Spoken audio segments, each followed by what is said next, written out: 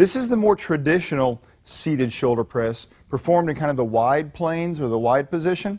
And the first thing to do is look at the flat bench and the adjustment of the arms right here.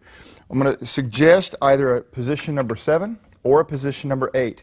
And those will not do exactly the same thing. So take a look. We're going to start number 7 here, which is a little bit wider position. The key is that the pulleys are low, almost as low as they can get, almost. Now watch how Amy gets the handles into position. She kind of does the curl. She doesn't just throw it out here like this to try to get it out there, but she does the curl and then rotates her arms into position. Now watch the plane of motion. This is really critical. It's an overhead press, but because of the angle of the cable, the pulley is behind her just a little bit. She has to go slightly in front of her forehead. So she's ending up about right here, and this keeps the ideal alignment of her path of motion with the plane of the rope. You see that? Now look what happens to the rope if she pushes straight up overhead. You see we have a separation between where her shoulder is and where the rope is, and that's kind of pulling back on her also. You want to avoid that by aligning your path of motion with the rope / pulley. There you go. Now this wider setting pulls outward some on her and makes it a little bit harder. You cannot just assume that 10 pounds on this is the same as 10 pounds on a traditional dumbbell, or even this next version I'm going to show you. This would feel a little tiny bit easier as I go narrower to position number 8. So now the pulleys are down a little bit closer.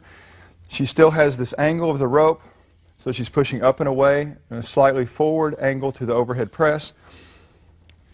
There you go. Now look, on all of these seated shoulder presses, she's working real hard. Maybe the most important part of this is keeping everything stable in the trunk and in the spine.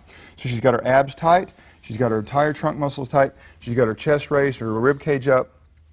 She's letting her shoulders move up like she's reaching forward and letting her shoulder blades move down. Those shoulders have got to move, shoulder blades have got to move in order to get that full motion. Let me show you what you probably won't want to do. There is another setting downward, and it's number 9. But if I do that, it gets the cables, or the rope so narrow that they're really going to just be scraping against her so much. The width of her body really won't even fit between the width of the ropes in this setting. So that's why I'm going to go back and recommend position 7 or position 8 for the seated overhead press.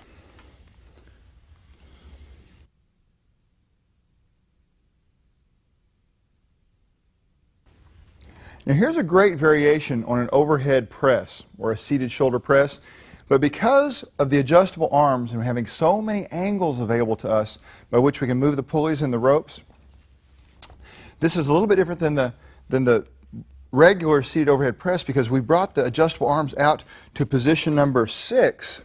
So it's a little bit wider and the pulleys are a little bit higher. Because of this position, we're not going to be able to go so much overhead, and it's really going to qualify more as a really high version of an incline.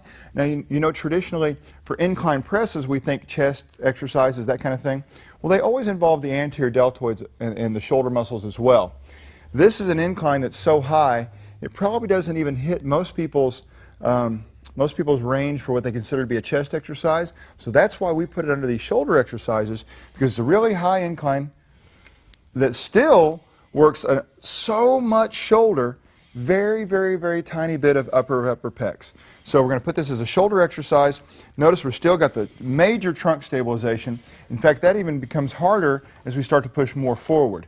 So the trunk stabilization may even be tougher than in your traditional overhead press. Look from the side and you can see how Josh is moving at that really high angle based upon the relationship between the pulley and the rope and his arm. So you can tell if it's too high. Stop for 1 second, Josh. It's too high if you see the separation between his arm and the rope, and it's too low if it's really dragging against him and bothering him. So right there is the key, keeping his chest up, keeping that posture. And again, that is always going to be the most important part to take care of and learn first, is how to control all of this right here, the spine and the trunk, and then work on your path of motion and control. And then, and only then, do you need to worry about the weight. So that's position number 6 and about a 60-degree incline press.